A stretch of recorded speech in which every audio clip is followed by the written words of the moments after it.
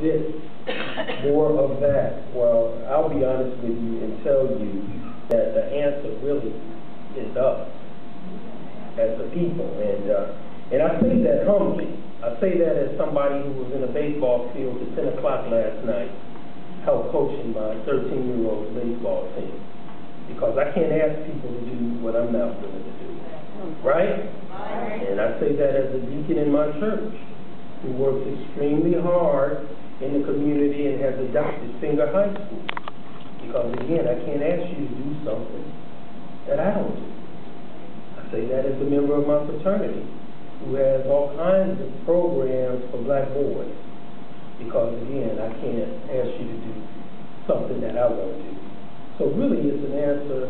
The answer is us and personal responsibility. And I know I'm preaching to the choir because you obviously you understand that and you've adopted that or you wouldn't be here. But I mention that to you because you have influence.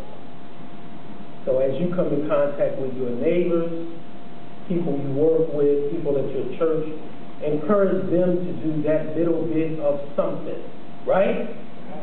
That little bit of something. We should not live in a city where two elderly people, did you see the amount of garbage that was? Someone had to notice and think that maybe this is a little out of order, right? Before yesterday. I think someone noticed that, right? And we have to take on that kind of responsibility to help those who are seniors, to help young people. That's the only way we're going to have a sustainable change. My last minute. So one of the things I'm really excited about that we try to bring into just the vernacular of common folks is this whole issue of silent kills or the code of silence. And we worked very hard over the last several months to start a concerted effort. And we use real people to tell testimonials. You may have seen some of the PSAs, which have been on some of the TV stations. They've been on the radio stations, etc. Chicago Public Schools did a wonderful thing with us, and they had a Silence Kills Day, where all the schools did something relative to this issue.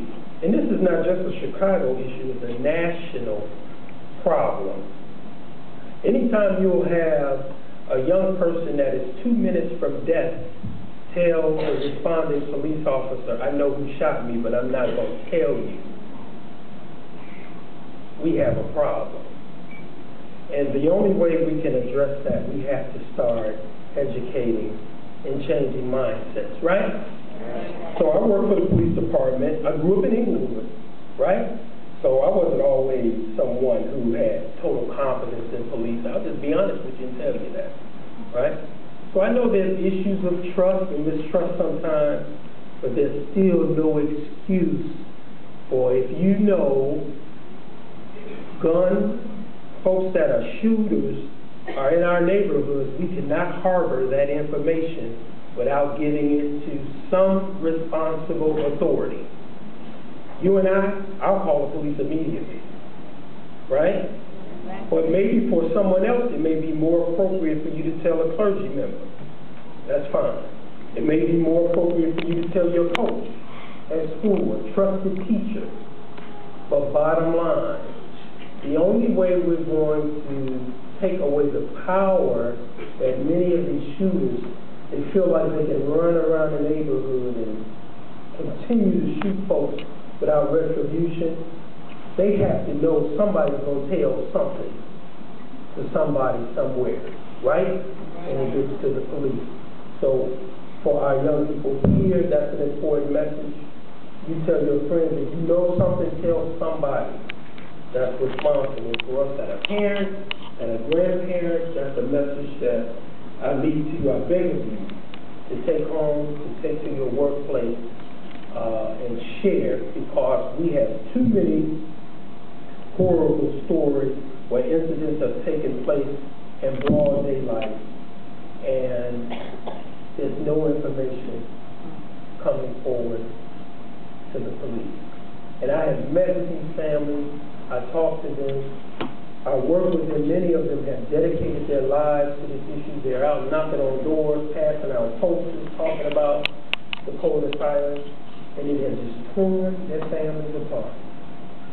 Right? We don't talk about what happens to the people that are left behind and the guilt that they carry. Ken Lacey, who understands that.